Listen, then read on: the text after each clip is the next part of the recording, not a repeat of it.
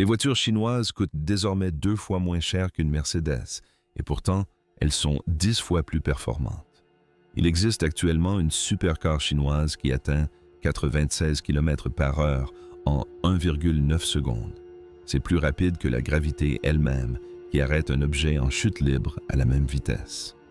Vous avez bien entendu.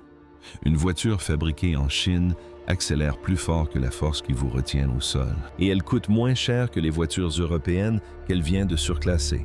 Il existe des SUV capables de traverser les rivières des Berlines qui anticipent la route et corrigent les irrégularités avant même que vous ne les atteigniez, et une limousine si exclusive qu'elle ferait passer une Rolls-Royce pour un modèle de série. Et tout commence avec une voiture si rare, si jalousement gardée, que le gouvernement chinois lui-même vous interdit d'en acheter une, la voiture qu'il refuse de vous vendre. La Hongqi L5 n'est pas une voiture que l'on peut acheter directement chez un concessionnaire. On ne peut pas la commander en ligne, la configurer à son goût, ni s'inscrire sur une liste d'attente. Il s'agit de la voiture officielle de l'État de la République populaire de Shan, celle qui transporte le président Xi Jinping, et son niveau d'exclusivité est tel qu'une Rolls-Royce Phantom semble être une voiture de location.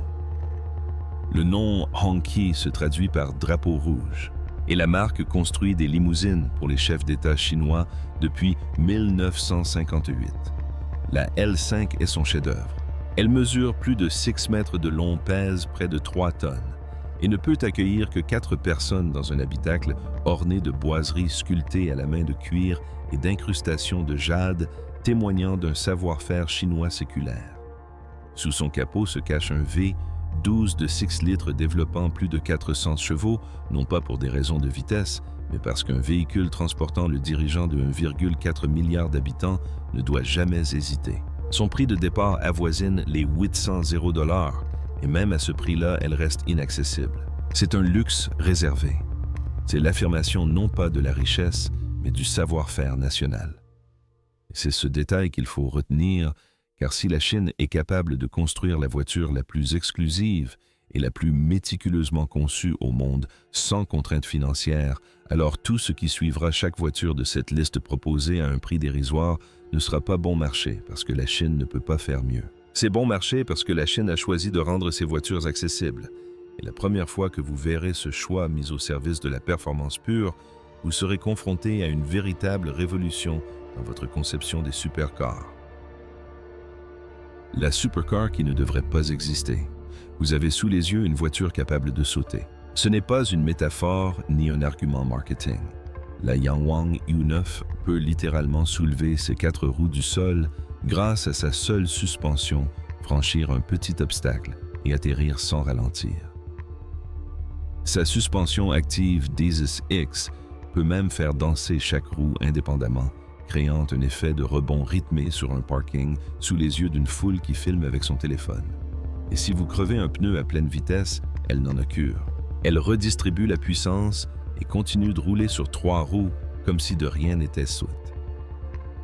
Cette voiture construite par BYD, une entreprise encore surtout connue pour ses véhicules utilitaires abordables, développe un 287 chevaux grâce à 4 moteurs électriques indépendants, un sur chaque roue.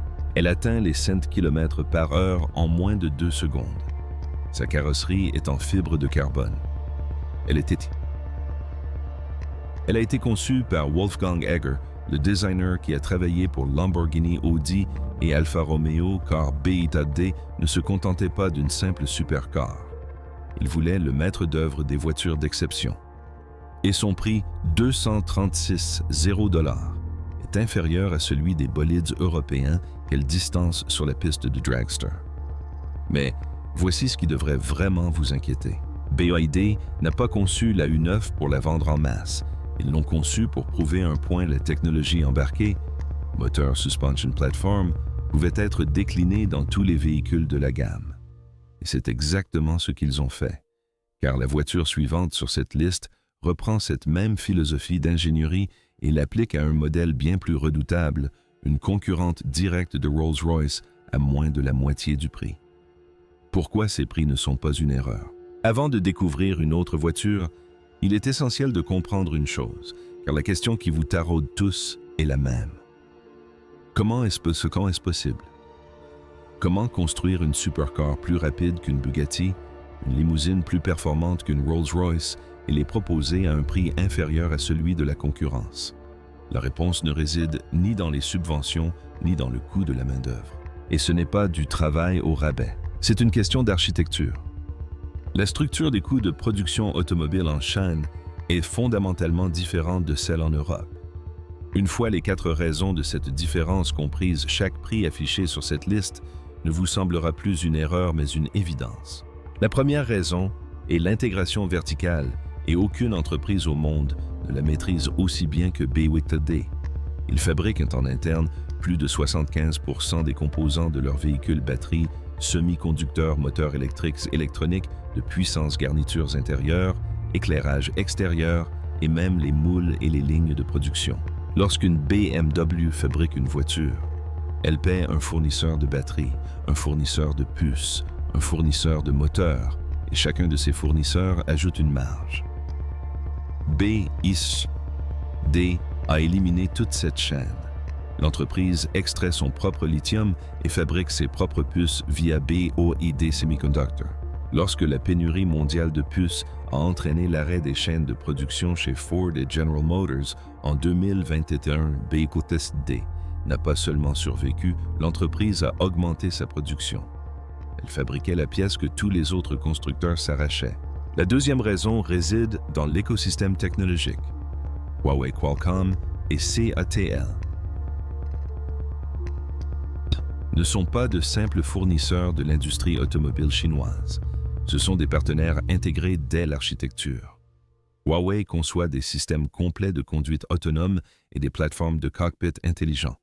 CATL produit des cellules de batterie qui se rechargent plus rapidement et durent plus longtemps que tout ce que proposent les constructeurs européens. Il ne s'agit pas de composants que l'on peut simplement acheter. Ce sont des collaborations qui nécessitent des années d'intégration. Et pour l'instant, ces technologies ne sont présentes que dans les véhicules chinois. La troisième raison est l'échelle de production. La Chine a produit plus de 30 millions de véhicules l'an dernier. À ce volume, chaque boulon, chaque capteur, chaque centimètre carré de cuir coûte moins cher. Les marques de luxe européennes produisent par dizaines de milliers. Les fabricants chinois produisent par millions. Les calculs sont implacables. Et la quatrième raison tient à l'intention. Le gouvernement chinois considère la domination du secteur automobile comme le gouvernement américain considérait autrefois la course à l'espace, une priorité stratégique nationale, soutenue par des investissements dans les infrastructures, une harmonisation des politiques et une planification industrielle à long terme qu'aucune entreprise privée européenne ne peut reproduire. Ces 4 facteurs n'expliquent pas seulement les prix, ils les garantissent. Et chaque voiture que vous allez voir est la preuve que l'écart entre les prix pratiqués en Chine et en Europe n'est pas une réduction, mais le coût réel de fabrication d'une voiture lorsque rien n'est gaspillé dans la chaîne d'approvisionnement, à commencer par une voiture concurrente directe.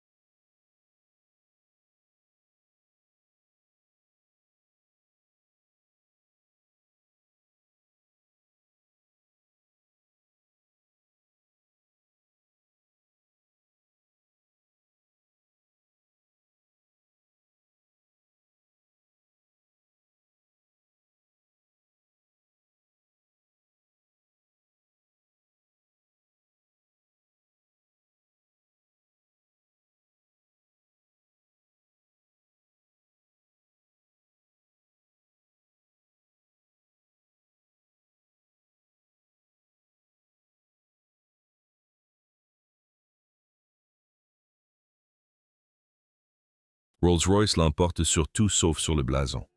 Le tueur de Rolls-Royce à moitié pris. Imaginez-vous maintenant face à la Honky Goya.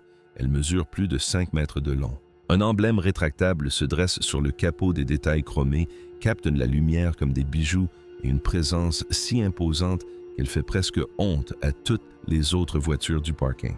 On jurerait avoir sous les yeux une Rolls-Royce et on n'est pas loin de la vérité, car le concepteur de cette voiture n'est autre que Giles Taylor, ancien directeur du design chez Rolls-Royce. Honky ne s'est pas contenté d'étudier la concurrence, ils ont embauché son créateur. Sous le capot se cache un V8 hybride biturbo de 4 litres, développant 483 chevaux. À l'intérieur, on trouve un affichage tête haute, des sièges massants aux 2 rangées, un éclairage d'ambiance adaptatif et la possibilité d'opter pour une configuration 4 places où l'habitacle arrière se transforme en bureau privé. Les matériaux sont cousus main. La suspension est pneumatique. Cet ensemble technologique comprend la surveillance de la fatigue du conducteur, la détection des piétons et des aides à la conduite autonome qui était réservée aux berlines allemandes les plus chères il y a seulement 2 ans. Et le prix, environ 200 $, pour le modèle de base. 256 $, toutes options comprises. Une Rolls-Royce Ghost coûte au minimum 350 $, avant même d'avoir coché une seule option. On obtient le même designer, le même silence, le même luxe pour presque la moitié du prix. Mais la Goya prouve seulement que la Chine peut rivaliser avec Rolls-Royce. La voiture suivante prouve quelque chose de bien plus gênant. Mercedes-Benz sait déjà qu'elle ne peut pas rivaliser seule. Quand une entreprise de téléphonie humilie Mercedes, c'est là que l'histoire devient gênante pour les fidèles européens. La M-Byte S 800 n'est pas fabriquée par un constructeur automobile. Il est construit par Huawei, le géant des télécommunications que vous connaissez pour ses smartphones et son infrastructure 5G en partenariat avec Jack Motors. En janvier 2026, cette berline a dépassé les ventes cumulées des BMW série 7 et Mercedes-Maybach classe S en Chine. La S800 mesure plus de 5,5 mètres de long, soit 10 cm de plus qu'un Cadillac Escalade, et repose sur un empattement de près de 3,38 mètres. La version à 3 moteurs développe 852 chevaux. Elle est dotée de roues arrière directrices qui permettent à cette imposante berline de pivoter avec une agilité surprenante. Elle embarque 32 capteurs d'aide à la conduite de pointe et un habitacle équipé d'un écran tactile de 15,6 pouces pour le conducteur et d'un écran de 16 pouces pour le passager avant. Les vitres arrière s'obscurcissent d'un simple glissement de doigt. Le confort de conduite est optimisé pour rivaliser avec les meilleures suspensions pneumatiques du segment. Son prix de départ est inférieur à 100 $ et la version toutes options culmine à environ 148 $. Une Maybach classe S aux équipements comparables coûte largement plus de 200 €. Pourtant, la S800 ne se contente pas d'égaler ses performances, elle la surpasse largement en termes de ventes sur le marché domestique avec un ratio de 2 pour 1. Mais la Maybach ne fait de l'ombre qu'aux berlines européennes. La prochaine voiture défie les lois de la physique. Un SUV capable de pivoter sur lui-même, de traverser 90 cm d'eau et de développer 100 chevaux. Le SUV qui défie les lois de la physique. Imaginez la scène. Vous regardez un SUV de la taille d'un petit immeuble effectuer un demi-tour sur une portion d'asphalte pas plus grande qu'une place de parking. Les 4 roues tournent en sens inverse. Impossible de faire demi-tour. Impossible de reculer. Imaginez un engin de 3 tonnes qui pivote sur son axe comme s'il ne pesait rien. Maintenant, imaginez ce même SUV s'engageant dans une rivière. Non pas en la traversant à gué ni en pataugeant, mais en train de flotter. Avancé à près de 3 km par heure, ses roues fendant l'eau et rester à flot jusqu'à 30 minutes. On pourrait croire qu'il s'agit d'un prototype militaire, un modèle expérimental, quelque chose qui coûte des millions et qui ne sera jamais commercialisé auprès du grand public. Il coûte 180 $, et vous pouvez l'acheter dès maintenant. Le Yangwang U8L est le fleuron à empattement long de la marque de luxe de BYD. Il produit Un 180 chevaux grâce à 4 moteurs électriques indépendants, un sur chaque roue associé à un prolongateur d'autonomie turbo-compressé de 2 litres qui porte l'autonomie totale à plus de 600 miles. Il peut accueillir 6 personnes sur 3 rangées. Ses emblèmes sont plaqués au 24 carats. Ce SUV capable de flotter passe de 0 à 100 km/h en 3,5 secondes. Un Range Rover coûte plus de 200 $ et n'offre aucune de ces prestations. Une Mercedes classe G est plus chère et propose moins d'équipement. Le UWI, elle, ne se contente pas de rivaliser sur le segment des SUV de luxe, il le surpasse largement. Pourtant, BYD ne s'est pas contenté de réinventer la roue. Ils ont transformé la même plateforme à 4 moteurs en une berline sportive conçue pour détrôner la Bentley Flying Spur, et ils l'ont dotée d'une suspension d'avant-garde. Jess, la berline qui voit l'avenir. Toutes les berlines de luxe de la planète lisent de la route sous leurs roues. La Yangwang U7 lit la route qui s'étend devant elle. Sa suspension électromagnétique Dissus Z, basée sur des principes empruntés aux trains à sustentation magnétique et aux catapultes de porte-avions, utilise 3 capteurs LIDAR et 13 caméras pour scanner la surface une demi-seconde avant l'arrivée des roues. Elle s'ajuste ensuite un 0 fois par seconde, pas une seule fois, pas 10 fois, un 0 fois. Avant même d'atteindre un nid de poule, une fissure ou une arête de bitume défoncée, la suspension s'est déjà adaptée pour l'absorber. On ne sent plus rien. La route disparaît tout simplement. Voici la berline Sportfare de BYD. 4 moteurs électriques développants. Un 287 chevaux. Un 0 à 100 km/h en 2,9 secondes, identique à celui d'une Lamborghini Huracan performante. Un angle de braquage de 20 degrés sur les roues arrière confère à cette berline de 5,33 mètres un rayon de braquage inférieur à celui d'une citadine compacte. Une plateforme 800 V qui ajoute 480 km d'autonomie en 10 minutes. Un intérieur habillé de cuir semi-aniline et de fibres de carbone. Et un prix de départ inférieur à 90 $. Une Bentley Flying Spur coûte plus de 220 $ et n'est pas équipée de suspension prédictive. Elle n'a pas de LIDAR. Elle ne scanne pas la route. À près de 2 fois et demi, le prix la Bentley offre moins de technologie et se targue d'un héritage prestigieux. Mais la U7 ne perturbe que le segment supérieur. La voiture suivante bouleverse le segment où la plupart des acheteurs de voitures de luxe dépensent leur argent. Et elle le fait avec l'écart de prix le plus important de toute la liste. L'humiliation la plus flagrante en matière de prix. Toutes les voitures que vous avez vues jusqu'ici se positionnaient sur le segment haut de gamme Supercar berlines de prestige, SUV à 6 chiffres. La Honky H9, elle propose une approche différente. Elle s'attaque au segment où la plupart des acheteurs de voitures de luxe dépensent leur argent, la BMW série 7, la Mercedes classe S.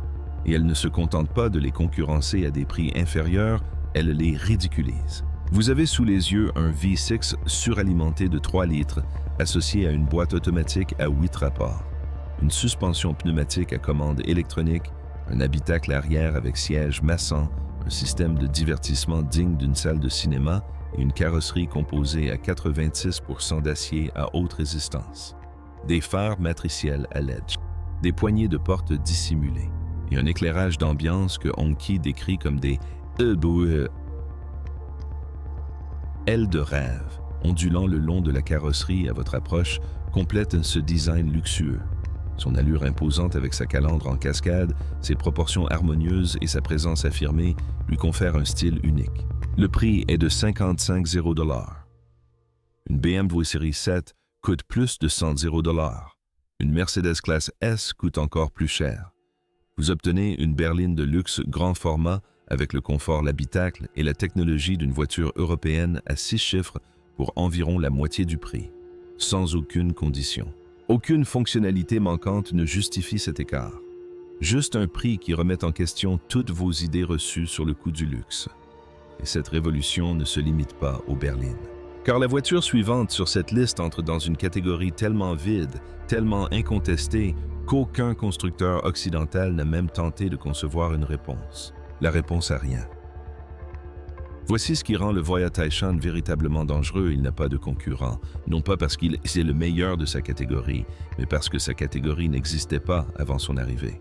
Il s'agit d'un SUV de luxe pleine grandeur à 6 places, doté d'une motorisation hybride rechargeable qui développe plus de 500 chevaux par cours, 230 miles en mode tout électrique et atteint une autonomie totale de 870 miles lorsque le prolongateur d'autonomie turbo-compressé de 1,5 L se met en marche. Elle est équipée de la première suspension pneumatique à 3 chambres de conception chinoise.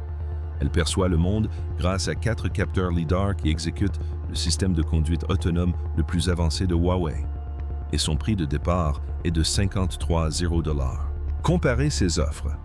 Un Lincoln Navigator n'est pas équipé d'un LiDAR. Un Cadillac Escalade n'offre pas une autonomie de 370 km sur batterie.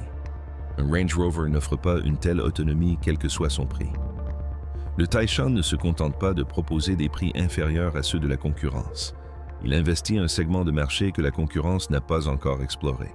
Mais si le Taishan l'emporte par son absence de rival, le véhicule suivant le Zeekr 9X les surpasse tous. Il s'agit du SUV, le plus technologiquement dense de sa catégorie, tous constructeurs confondus. La technologie sans compromis. Le Zeekr 9X ne brille pas par un seul critère, il excelle sur tous les plans. Architecture 900V, 5 capteurs LiDAR, 2 puces, NVIDIA Thor effectuant un 400 milliards d'opérations par seconde, une motorisation hybride à 3 moteurs développant un 381 chevaux, de 0 à 100 km/h en 3,1 secondes pour un SUV familial Six-Place, une batterie CATL se rechargeant de 20 à 80% en 8 minutes et demie, un système audio Naim de 800 watts, une suspension pneumatique à double chambre fermée et un prix de départ de 65,0 $. Vous pourriez dépenser le double pour un Range Rover et ne pas obtenir les mêmes caractéristiques. Vous pourriez dépenser 3 fois plus pour un Bentley Bentayga et ne pas disposer du leader de la vitesse de recharge rapide ni du système de conduite autonome. Le Zeekr 9X n'est pas seulement le meilleur SUV chinois de sa catégorie, c'est le SUV, le plus abouti technologiquement de sa catégorie, tous constructeurs confondus. Mais la technologie embarquée dans une voiture, c'est une chose. La technologie qui transforme notre rapport à la voiture, c'est tout autre chose. La voiture elle-même transforme notre rapport à la voiture. Tous les constructeurs de cette liste repensent la conduite. NIO, par exemple, repense le ravitaillement. Le T. 9 et leur berline fer forte de 697 chevaux. Architecture, 9 cents avec une tension de pointe de 925 volts, puissance de charge de 600 kW, permettant de récupérer 257 km d'autonomie en 5 minutes. Sa suspension Active Skyride Control, chaque amortisseur indépendamment grâce à des pompes hydrauliques dédiées effectuant un 0 réglage par seconde. Le fondateur de NIO affirme qu'elle a une génération d'avance sur le système de la Porsche Panamera. Elle est équipée d'une direction électrique sans liaison mécanique entre les mains et le volant, une technologie empruntée à l'aéronautique qu'aucune autre berline de série en Chine ne propose. 3 capteurs LiDAR. Des jantes de 23 pouces. Un habitacle arrière équipé de 2 écrans OLED de 14,5 pouces d'une tablette rabattable et d'un mini réfrigérateur. Mais voici ce qui distingue le T9 de tous les autres. Vous vous rendez à une station d'échange de batterie NIO et en 3 minutes, pas 30, pas 15, 3 minutes. Seulement une plateforme robotisée dépose votre batterie déchargée et en installe une pleine charge. Pas besoin de brancher votre véhicule, pas besoin d'attendre. Vous repartez avec une batterie pleine plus rapidement que vous ne feriez le plein d'essence. Aucun constructeur occidental ne dispose de cette infrastructure. Aucun constructeur occidental ne l'a construit. Le T9 est disponible à partir de 109,0 $. Une Mercedes classe S coûte à partir de 120,0 $ et nécessite de rester à une borne de recharge. La NIO, elle permet d'échanger la batterie et de repartir. Et ce n'est pas la seule voiture de cette liste qui prouve que le véritable atout de la Chine ne réside pas seulement dans le véhicule lui-même, mais aussi dans l'écosystème qui le sous-tend. 3 géants, une seule voiture. Aucun constructeur occidental ne pourrait fabriquer l'Avatr 12 à lui seul. Parce qu'aucun constructeur occidental ne maîtrise simultanément la meilleure ingénierie de châssis, la meilleure technologie de batterie et la meilleure plateforme d'intelligence artificielle au monde, Chang'an la conçoit. CATL l'alimente avec une batterie qui se recharge de 30 à 80% en 10 minutes grâce à une architecture de charge 6C avec une puissance de pointe de 560 kW. Et Huawei le rend intelligent. 4 capteurs LiDAR alimentent le système de conduite autonome ADS. 4 l'une des plateformes d'assistance à la conduite les plus avancées actuellement en production. La version à 3 moteurs et transmission intégrale développe 955 chevaux. Elle atteint les 100 km/h en moins de 3 secondes.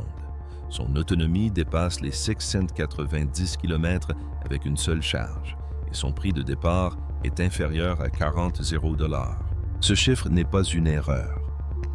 3 géants de l'industrie ont réuni leurs meilleures technologies dans un seul véhicule et l'ont proposé à un prix inférieur à celui d'une BMW Série 5. L'Avatr 12 n'est pas une simple voiture.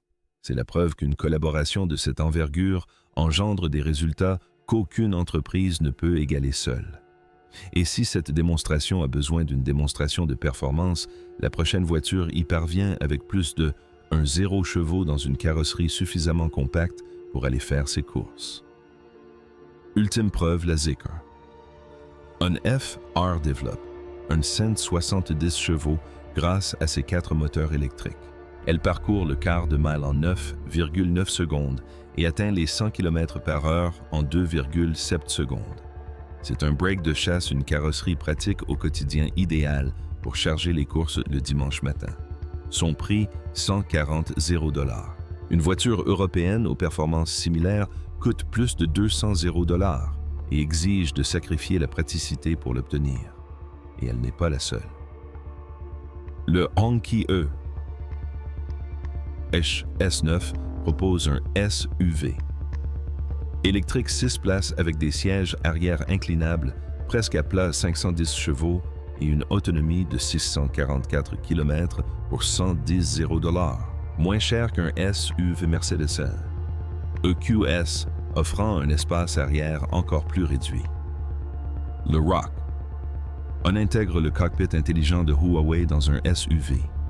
Coupé de 570 chevaux, offrant une autonomie complète sur autoroute pour 70 $. Un prix qui met mal à l'aise les acheteurs européens de SUV.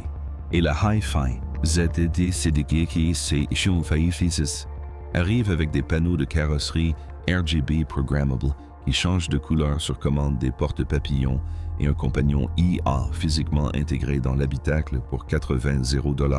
Elle ne ressemble à rien d'autre au monde, car rien d'autre n'a jamais tenté de l'être. Chacune de ces voitures est une offensive délibérée menée sous un angle différent. Performance, luxe, technologie, autonomie, conception. La Chine ne se contente pas d'une stratégie unique. Elle encercle simultanément l'ensemble de l'industrie automobile européenne de toutes parts. C'est la preuve ultime et indéniable. Les voitures chinoises ne sont pas moins chères parce qu'elles font des économies de bougies de chandelle. Elles sont moins chères. La Chine a entièrement repensé la structure des coûts de l'automobile. L'écart entre les prix pratiqués par la Chine et ceux que vous payez jusqu'à présent n'a jamais constitué une réduction. C'était la facture d'un siècle entier d'inefficacité occidentale que vous n'auriez jamais dû voir. Chaque logo auquel vous faisiez confiance, chaque prix que vous acceptiez chaque fois qu'on vous disait que le luxe devait coûter tel prix, vous payiez pour un système qui n'avait jamais eu à se justifier. La Chine venait simplement d'envoyer la facture. Et ce chiffre devrait terrifier tous les fabricants européens.